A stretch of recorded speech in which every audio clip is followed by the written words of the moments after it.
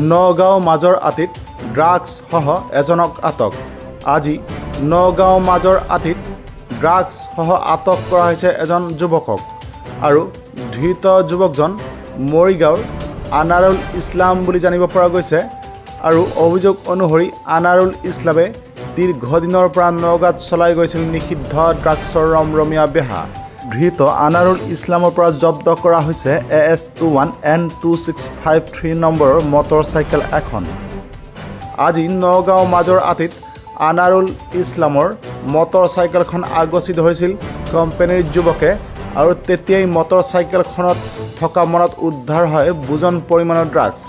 পিছত হয়বৰগাঁও আৰক্ষী উপস্থিত হৈ ঘটনাস্থলীত আৰু ড্ৰাগছ সহ আটক কৰে আনাৰুল ইছলামক।